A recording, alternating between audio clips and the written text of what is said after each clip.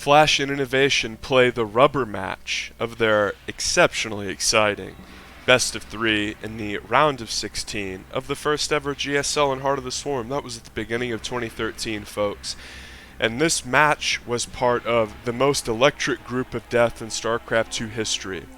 This group featured Parting, Life, Flash, and Innovation. And if you look at Parting, Life, and Inno, those were the 3 best players at the race at the time. And if we look even at current day StarCraft, those names are cemented as all-time legends. And if not for Life's scandal, which I've addressed in depth in previous videos and we're not going to go into in this video, he would be considered like a top 5 all-time player as well.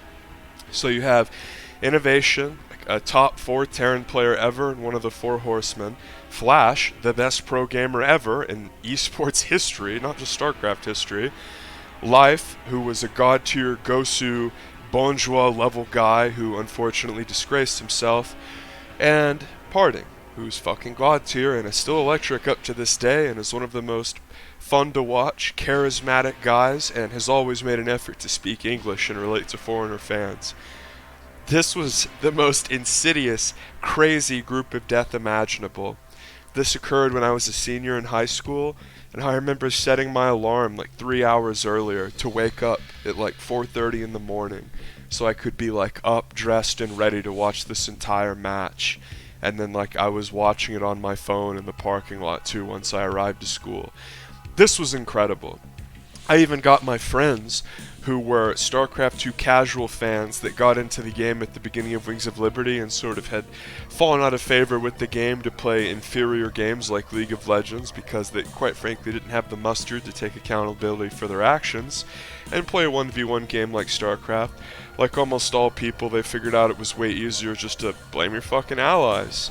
So this was a group so exciting where it enabled casual fans like that to be like, well, holy shit, I'm gonna check that out. Like, that's incredible that these guys are playing in a GSO round of 16. And the winner of this match will go on to face Life.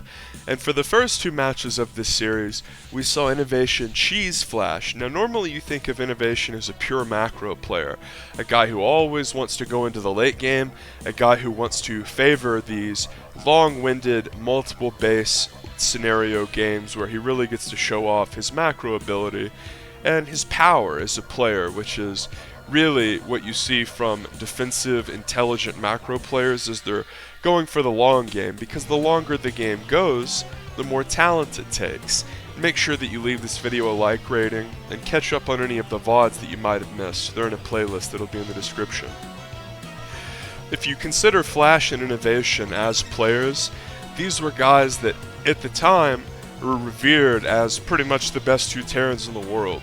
Maru had not really come into form yet, Gumiho hadn't established that mech style that he liked, and Beyond was still a guy who was sort of cheesy, and Beyond didn't really hit his stride until 2016. Remember, this is 2013. Looks like Innovation's going to be going for a mine drop here. So much of the meta of TVT revolved around quick drop play, and really just diving after each other's mineral lines with these new tools that you got. Remember, in Heart of the Swarm, the Hellbat and the Widow Mine were both introduced, and these had tremendous impacts on all the matchups. We see the mine drop, even all these years later in Legacy of the Void, is used a ton versus Protoss. People love that mine drop build. People love to fly in with mines because it's like the ability to get a quick knockout type sucker punch blow in with mine drops, and we can see Flash here pulling his workers, trying to avoid the mine splash, and that was an absolutely goofball hit, as Innovation wants to run to the natural and get a mine down there and really sort of trap Flash and make him waste scans and resources and whatnot. Pretty lame hits there, honestly, from Inno, but the Marines are doing such annoying damage in the main that it's really limiting mining here for Flash, and at this point the Marines sort of peter out use-wise, but we can see Inno is just still sort of containing Flash with the mines as a Hellion dies there and another one gets lit up, and Innovation is going into a nice little Banshee play. Unfortunately for him, the turret is already up at the natural, Remember, back in this time, whenever you burrowed mines right out the gate, they were invisible. You didn't have to get drilling claws, and this made it where it was very difficult for Protoss players because they essentially had to open for some sort of detection, which meant that you were either gonna go for Oracle and then sort of be paranoid about having to keep it at your base or worried about using the reveal feature for the mine. But what you really saw is they had to go into Robo first a lot. But Innovation continuing to keep Flash on the back foot and attacking very early on. Flash is not the sort of player who you want to allow to get a macro advantage or just sort of be able to do his own thing. He's almost like a Zerg player in that regard, where if he runs wild, if you let him do whatever he wants to do, he's going to get an insurmountable advantage over you, even if you are a really good macro player yourself, like Innovation, as you see a beautifully placed mine there, doing some damage on the Banshee as it flew just close enough to the turret to be revealed. And we can see Flash is going for a Hellbat-centric strategy, just like we saw in Game 1. Remember, the Hellbat drop was just insidiously powerful, and Innovation is really keeping Flash on the back foot with these drops and the Banshee play. Now, this looks like one of my TVTs, where it just feels like the guy is always in the driver's seat, and I'm never really able to deal with the harassment tools of my opponent. Whenever you get behind in a TVT or you're inexperienced in TVT, maybe you're doing an off-race game, it felt like this was one of the easiest ways to lose. Whenever you get in one of these situations where a guy attacks you with the tech drop, whether it be Hellbat or mine, and it's like, well crap, okay, I'm a little bit behind, and then before you even get that attack cleaned up, here comes the follow-up, the Banshees. And then you're in a position where it's like, well, I really haven't been mining for that long. I don't actually feel as though I'm even with my opponent, and we can see Innovation here already with a 10 supply lead. And if we look at how Flash defended, it was incredibly powerful. Flash was right there, microing his workers, not losing extra stuff, and here we can see the only way to hold Hellbat drop, building a bunker in your mineral line and leaving units there. A turret wasn't enough, a tank wasn't enough, bio wasn't enough. You had to build a damn bunker in your own mineral line and keep extra units there. We can see just how powerful the Hellbat drop was, and we really saw that in Game 1, where Flash snowballed the game on Innovation with Hellbat drops. And Flash is going for a mech-centric composition once again. We saw in Game 1, he really favored extended Hellbat drop play into safe tank mech, and Flash was always an exceptional mech player in Brood War. His TVP stood out to me as his best matchup, and it was really like a masterclass to watch Flash play TVP. TVP in Brood War, I think, is my favorite matchup and the most fun to watch. It's a matchup where it's just really well designed, and it's interesting the way that things play out in that matchup.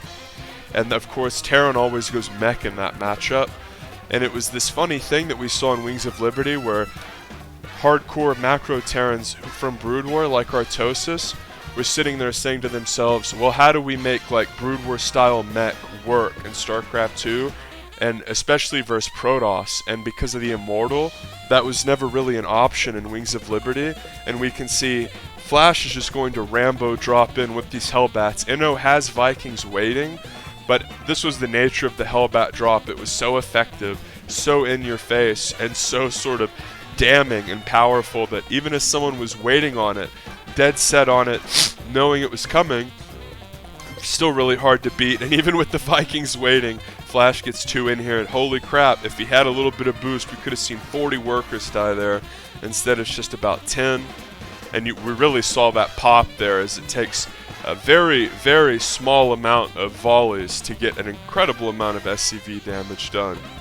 And in addition to the Hellbat being difficult to kill, especially with a lot of these TVT tech-style openings delaying stem, it was like in the first game we saw Innovation leaving army behind in mineral lines, and the bio just being unable to deal with the Hellbats being dropped. It really was a ridiculous era and a ridiculous time in the game.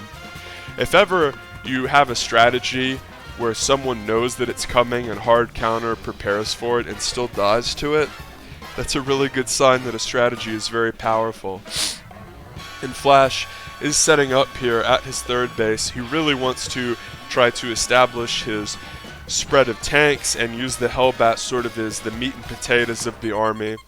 And the Hellbats prevent the Red Army, Innovation's army, from just being able to Rambo and Doom drop all over the tanks. And here a mere one Viking to prevent the drop, and holy crap, there are a lot of turrets, and Innovation's going to say, well shit, I'm going to have to do it anyway. And he just gets eviscerated. And that is what happens whenever you try to go for a very aggressive sort of FU Doom drop in TVT, and the other guys made a ton of turrets. If we look at the way that Flash is playing, it almost, very loosely, looks like a Brood War TVP. If you substitute Hellbats for Vultures, he's making a ton of tank Hellbat, which is like tank Vulture in Brood War, and he's making a lot of turrets in his base, sort of to prevent against recall. And the idea is to establish a hefty tank backbone across the map and use the Hellbats to supplement everything else, and eventually get a few Vikings for air control. Vikings are sort of this weird unit in TVT that we see used where they're obviously very powerful, but it's sort of this weird thing of how many do you get and when do you start getting them. And if you don't play Terran especially, it's very hard to figure out, and I just am really laughing inwardly at what we're seeing right here, a 5 medevac all Hellbat drop. This really sort of typifies and is a perfect example of the meta at the time. It was like Hellbat drop was so good and so clearly the best thing that you would see this extended Hellbat drop even into the mid-late game. It's better than Marauder drop or Marine drop, just because it was so forgiving and they shredded workers so fast. Notice Flash has that Marine over there to spot for a base as well as prevent potential scouting. And look at this. He's just going to draw. Oh, it's tanks too. Cool. They didn't really click on it properly. And see, the idea here is that Hellbat's buffer for the tanks, but Innovation was ready for it and brought his stuff over before the tanks could really get set up and established. And a lot of that comes down to macro too. If you're not macroing properly, a push like that swings in, catches you off guard, establishes itself in a really annoying position, clears your mineral line, and all of a sudden you're behind. Innovation is known for his ability to consistently churn out units. Innovation is the sort of player who will beat you just by making more stuff than you. And those players are really my favorite to watch because they have styles that if you can replicate and try to copy, those are going to give you the highest win percentages because they don't rely on gimmicks or hiding information or deceiving your opponent. It's just brute force mechanics, the proper way to play. And that's part of why Innovation wanted to cheese Flash early in the series, because it's incredibly difficult to play this style into Flash whenever he's going mass tank Hellbat. Innovation's going to scream in here with Marauders and try to pick some tanks and then fall back. But Innovation is really going to be hard pressed to get an advantage against Flash, who's already going into mass CC, mass turret, has his main turret up, and is going for a very defensive style. Whenever your opponent is going for this sort of mech style, you really have to try to find the weak spots as the bio player. You have to do what we see here from Innovation, bulldogging on top of your opponent's tank line, pulling their army in one spot to force the support units over and then attack in another. Pick off tanks that are straggling. The siege tank is weak whenever it is unsieged and forced to be moving around. The last thing you want to do is attack into a siege line of tanks. And we can see there Innovation really showing off the power of the Marauder and the ability of the Marauder to do bonus damage to armored units, the ability of the Marauder to sort of get in there and trade down and dirty in a way that the Marine is too flimsy to do. Marauder with slow has a sort of punishing sniping effect on armored units and on more heavily HP'd units in general. The 4 Marauder drop versus Zerg, for instance, is more powerful than the 8 Marine drop when it comes specifically to sniping down buildings and tech.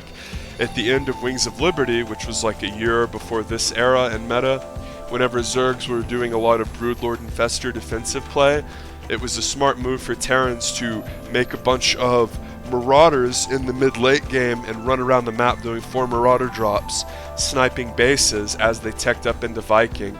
And the mass CCs for Flash, which are meant to incur a tremendous sort of income and advantage through mules, they get cancelled there by Inno pushing and prodding, and again he fails to kill that base.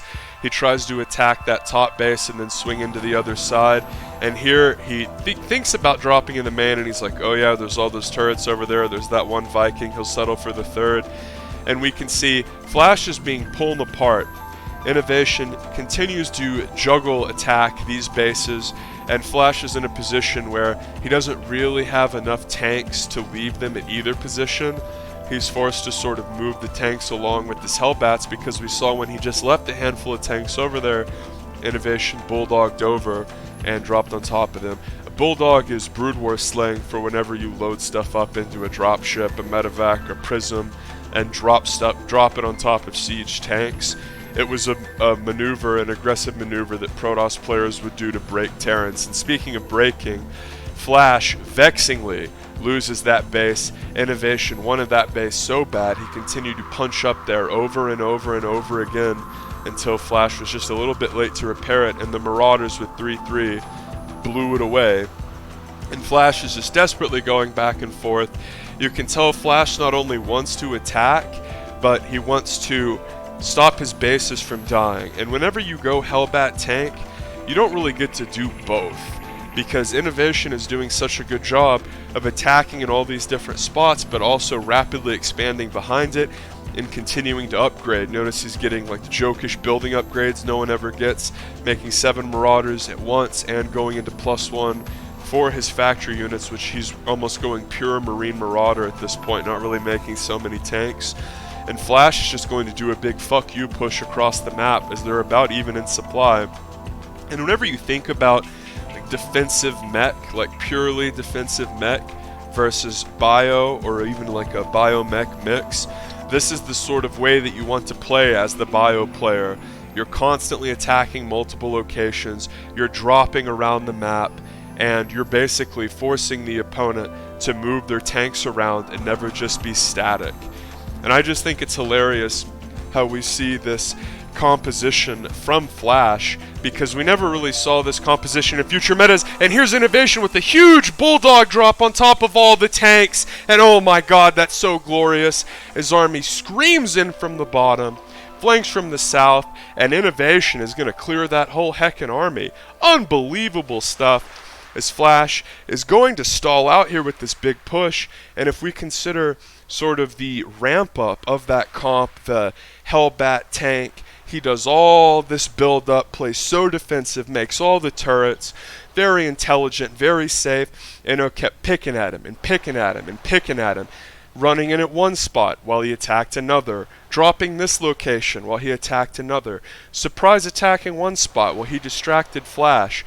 All of this was the perfect example of how you play Bio-Terran against mech, and it basically delayed Flash's push over and over and over until eventually, when Flash finally did push, along with some great army positioning and micro, Inno was able to take him down because he had the 3-3 when Flash hit, when Flash didn't have +3. And there it is. Innovation takes down the ultimate weapon in a macro game, and if you're a StarCraft player and you beat Flash on LAN, you just gotta sit there and smile to yourself and think, I just did some Gosu legendary shit that is almost unfathomable to almost the entire user base of the game. And Flash there saying, well, that was really heckin' close, and I felt like I was ahead at certain points in that game, like especially whenever you get your defensive tank Hellbat up with all those turrets. That's the exact position Flash wanted to be in, and he probably won almost every TVT he played in StarCraft 2 once he got to that safe position.